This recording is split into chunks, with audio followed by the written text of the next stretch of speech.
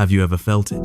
That deep, relentless ache that hums beneath the surface of your daily life, a sacred discomfort, whispering between breaths that something is fundamentally off, that some part of your world or even your very being is fractured and in need of repair. It's a shadow that's followed you for as long as you can remember, always just at the edge of your awareness, shaping your triumphs and haunting your trials. Without realizing it, you've become a master of fixing, a spiritual engineer endlessly drafting blueprints to repair the past, constructing scaffolds for a flawless future, and tirelessly attempting to renovate the souls of those you love. When you look in the mirror, you don't see a divine soul in the midst of an unfolding life, you see a project. A relentless checklist of flaws and imperfections to be managed, controlled, optimized into submission. Silence doesn't bring peace, it becomes a deafening alarm of inadequacy. Every setback feels not like a simple misstep, but as a personal indictment threatening to collapse everything you've built. Every pause in conversation, every quiet gaze feels like a void you must fill, a test you must pass, proof that you are enough. And because of this unceasing internal battle, you've forgotten the ancient, sacred art of simply being. You've lost the cellular memory of what it feels like to release your white-knuckled grip on life, to let a moment exist in its raw, unanalyzed purity without dissecting it for hidden threats or flaws to fix. You've forgotten how to stand in the eye of another's emotional storm without assuming it is your divine duty to calm the winds. You've forgotten how to trust the river of your life to flow with its own intelligent rhythm without constantly building dams or forcing its course according to your fear-based designs. If this ache resonates with something deep within you, if you recognize this quiet exhaustion, then know this is not coincidence. This message has found you for a reason. Take a breath. You found a harbor here, a space where letting go is not failure but freedom. If this truth lands in your heart, honor it. Like this video, subscribe to walk this path with others awakening, and declare to yourself and the universe in the comments, I am ready to release. You must come to understand deeply, viscerally, that this compulsion to manage and fix every fragment of your life is not a badge of strength, no matter how loudly the world insists otherwise. It is not a mark of ambition or control, it is a frequency of fear. It is the primal anxiety masquerading as productivity, disguised as responsibility. You've been living like a ship's captain caught in a hurricane, gripping the wheel tighter with every crashing wave, convinced that only your vigilance can keep disaster at bay. But the seas you try so desperately to command are not mechanical. They are alive, responsive, intelligent. The pain you feel, the tightness in your chest, the endless tension, it is not punishment. It is the friction created by your resistance to the natural current of the universe, a current that has been trying to guide you gently home all along. The universe is not something to be controlled, but a cosmic dance in which you are already an essential, beloved partner. Yet the idea of letting go terrifies you. It sounds like failure, like surrendering your power, like standing idly by while your carefully built life crumbles. We've been conditioned to believe that struggle equals worth, that only what is painfully earned holds value. But here is the liberating truth. Allowing is not weakness, it is revolutionary strength. It is the courageous act of releasing the illusion that fear-driven micromanagement is what holds your world together. Letting go means shifting from the chaotic energy of control to the quiet, powerful vibration of trust. Things can and will unfold in divine timing without your constant intervention. You don't even realize how tightly you've been gripping everything until you let go of one small thing, one outcome, one person's opinion, one obsessive worry, and feel the miraculous lightness return to your chest. Even if just a fraction, that single release can be the first step toward reclaiming not just your peace, but your entire life. Imagine, just for a moment, that for the first time in years, you cease the endless, soul-wearying task of explaining your existence, your choices, your very essence, to people who were never truly capable of listening in the first place. Imagine you completely release the heavy burden of needing to impress, to perform, or to prove your worth to an audience that was never ever meant to be yours. Imagine you just stand, right here, in this sacred moment, exactly as you are, imperfect, uncertain, a beautiful work in progress, and completely, divinely human. And in that quiet, unassuming act of profound self-acceptance, a lightness you had long forgotten begins to bubble up from within, filling every cell of your being. It is a profound and unspeakable peace, a gentle hum of rightness that settles over your spirit. This lightness doesn't arrive because your life has suddenly become perfect or because all your external problems have magically vanished. It arrives for one simple reason. You are no longer engaged in a constant, brutal, and unwinnable war with life itself. You have finally laid down your weapons. You have consciously stopped rewriting the painful chapters of your past in your mind, no longer playing them on an endless loop of regret and what-ifs. You've stopped your mind from sprinting 10 miles ahead into a speculative future, trying to anticipate and neutralize every possible threat before it even materializes. You've released the obsessive need to decode what other people might be thinking, or to predict what might happen next. For the very first time in a very long time, you are simply here. You are fully present in your own life. And somehow, miraculously, in that simple, unadorned presence, everything that once felt impossibly heavy, like a mountain on your shoulders, begins to feel lighter, easier, more manageable. That is the divine secret. That is the sacred alchemy of surrender. This frantic modern world has meticulously trained you to be suspicious of ease, to distrust tranquility. It has subtly taught you that if something feels easy, it must surely be a trap. That if a path unfolds before you with grace and gentleness, it must be the wrong one, a detour from the real work of life. It has ingrained in you the belief that struggle is the exclusive currency of worth, and that if you are not constantly pushing, fixing, striving, and optimizing, you are falling dangerously, shamefully behind. But that belief system, the one that whispers to you that your value is intrinsically linked to the magnitude of your struggle, is not ambition. It is anxiety, masterfully wearing the mask of productivity.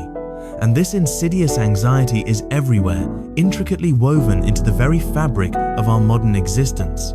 It's why you check your phone the very moment your eyes flutter open in the morning, not because you are filled with a joyful anticipation for the day ahead, but because your nervous system has been conditioned, hardwired, to immediately begin scanning for problems, for fires to put out, for impending disasters that require your immediate attention. It's why you meticulously plan every single hour of your day down to the minute, not because you're a paragon of discipline, but because the raw, unstructured stillness of an unscheduled moment makes your soul feel profoundly and terrifyingly unsafe. It's why you overthink every casual conversation, dissect every text message for subtext, and analyze every fleeting glance from a stranger, not because there is any actual problem to be found, but because the quiet space between events sends your mind racing, creating a whirlwind of phantom threats. You have been living your life as if it were a broken down, complex machine that only you, with your superior intellect and effort, can control. A mechanism requiring your constant, microscopic, and exhausting adjustments. But life isn't a machine, it is a rhythm.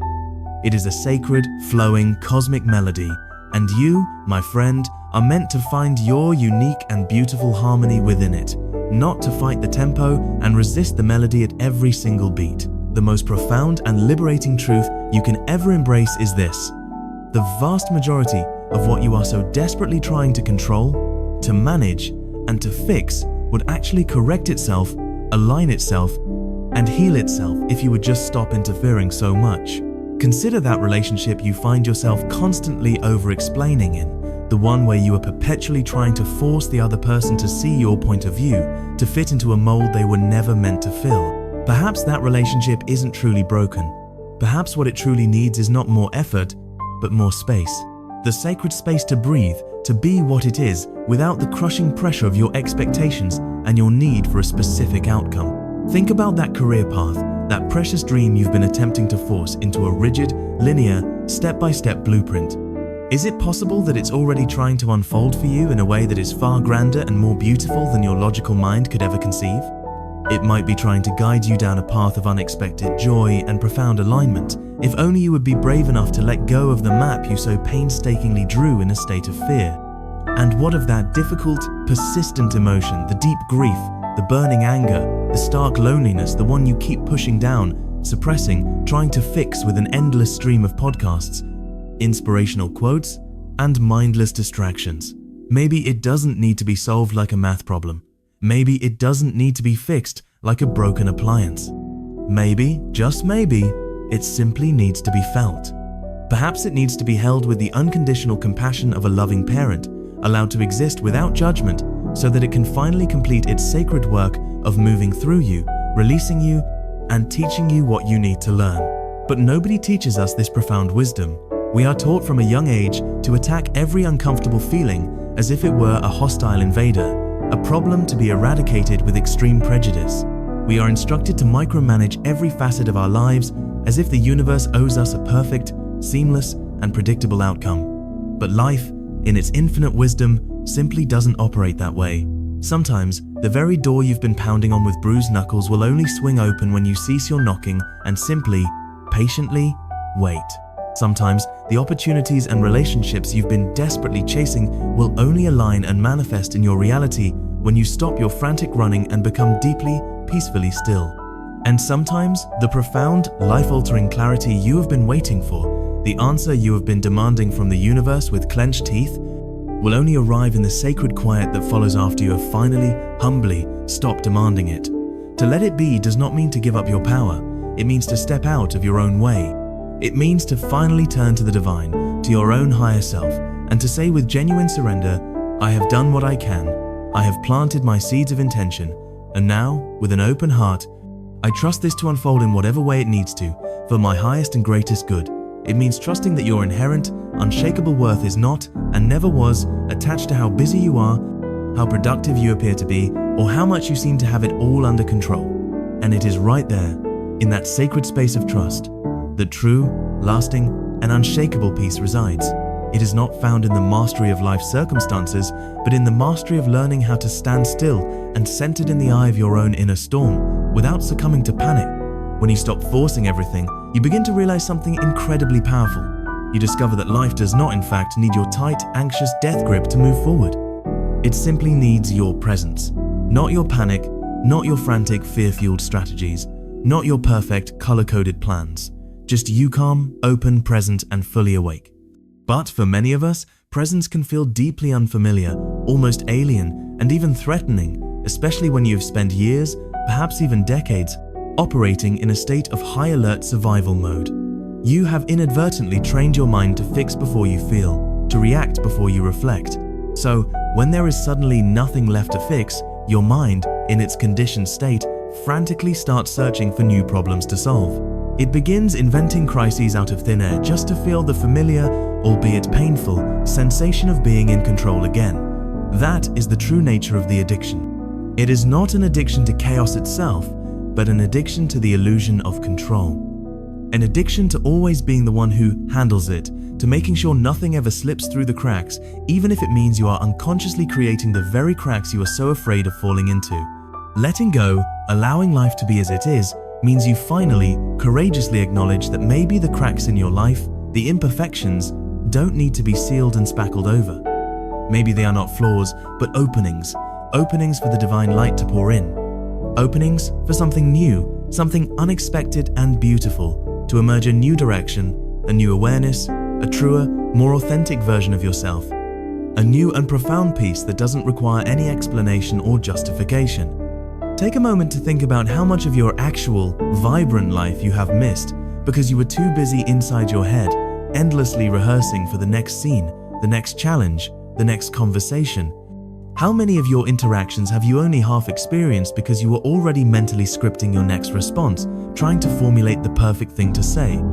How many breathtaking sunsets, sacred moments of silence, and slow, peaceful mornings have slipped right past your awareness while your mind was mentally elsewhere, trying to speed up time or control how the future would unfold? Letting go brings you back. It brings you back into this precious, fleeting moment. It brings you back into the wisdom of your body.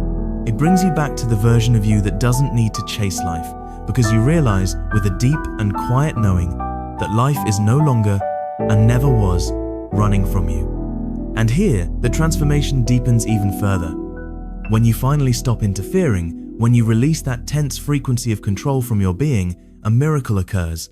The people and situations around you begin to shift and soften as well. This happens not because you have manipulated them or told them to change, but because your own energy is no longer feeding the cycles of dysfunction. You are no longer trying to fix them, prove a point to them, endlessly explain yourself to them, or hold it all together for them. You are just being, calm, grounded, real. And that profound stillness, that authentic, unapologetic presence, is louder and more powerful than any performance, any argument, or any plea ever was. You become the quiet, unshakable center in the midst of the storm, the clear, resonant signal amidst the static of the world's anxiety. You become a living, breathing reminder, first to yourself and then to everyone you encounter, that true peace does not mean absolute control, it means absolute trust. And trust is not always a loud, boisterous, or confident roar.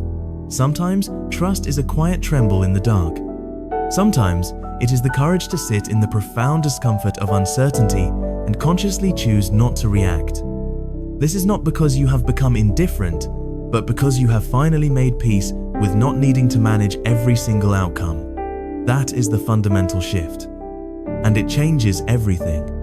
Not because you worked harder, but because you finally stopped interrupting the sacred unfolding process. Peace is not the prize you receive for finally finishing everything on your endless to-do list.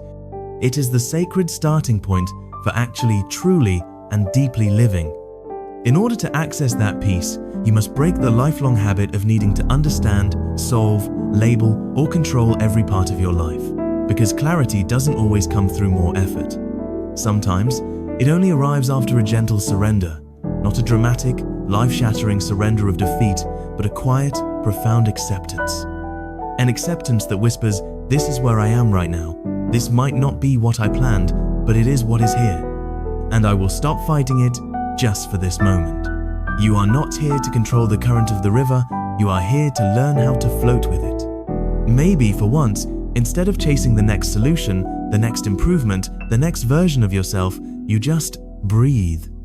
Not because you have given up, but because you finally, deeply trust that the very moment you stop trying so desperately hard, life itself will meet you halfway.